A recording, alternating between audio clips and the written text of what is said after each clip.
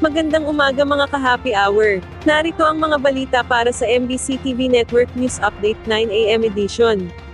Mga umano'y ex-marines at tauhan ni Elizalde Co, hindi pa maipatatawag sa Senado. Yan ang MBC TV Network News ni Raymond Dad Paas. Wala pang katiyakan kung kailan ipatatawag sa Senado ang mga nagpakilalang 18 dating tauhan ng Philippine Marines na nagsilbing security ni dating Ako Bicol Party List Representative Elizalde Co. Sila umano ang security sa distribution ng 805 billion pesos sa mga kilalang opisyal ng gobyerno mula sa kickback sa mga flood control project. Ito matapos sabihin ni Senator Panfilo Ping Lacson bilang chairman ng Senate Blue Ribbon Committee na marami sa mga bahagi ng testimonya ng mga ex-marines ang labag sa simpleng logic at basic math. Sa kanyang privilege speech, muling binigyang din ni Lacson na hindi niya minamaliit ang pahayag ng 18 ex-marines.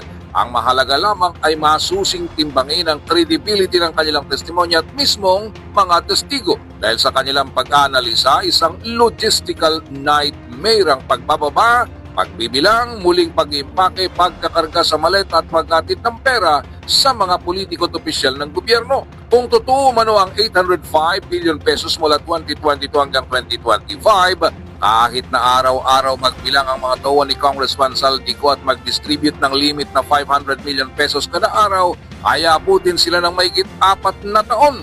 Hindi pa sila natapos ng pagbibilang hanggang ngayon.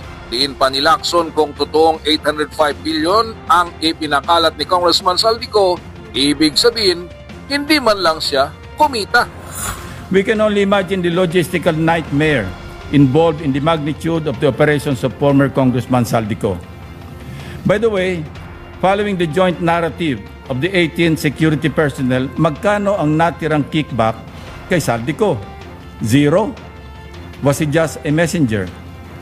Damanggit ng 18 security personnel sa kanilang affidavit na ang bahay ni Congressman Saldico sa Valle Verde 6, Pasig City ay naging bagsakan ng cash kung saan din ginagawa ni Mark Ticsay, John Paul Estrada at iba pang empleyado ang pagbibilang at pag-impake ng mga ito sa iba't ibang lalagyan. Una nito'y naghain si Senator Amy Marcos ng resolution upang imbestigahan ng Senado ang ibinulgar ng 18 ex-marines.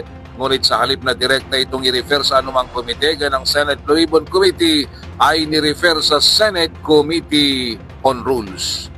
Para sa MBC TV Network News, ito si Raymond Dad Paas ng DZRH, una sa Pilipinas, una sa Pilipino.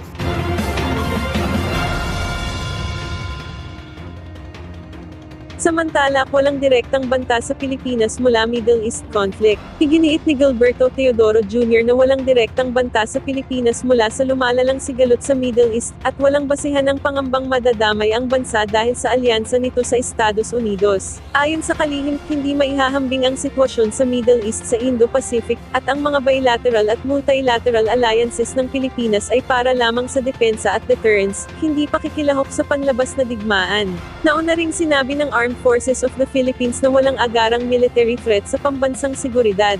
Bilang pinuno ng Department of National Defense at chair ng National Disaster Risk Reduction and Management Council, sinabi ni Teodoro na nakikipag-ugnayan sila sa Department of Migrant Workers at Department of Foreign Affairs para sa repatriation ng mga Pilipino sa apektadong lugar. At yan ang mga balita para sa MBC TV Network News Update 9 AM edition. Abangan ang mga susunod na balitaan mamaya para sa 10 AM edition.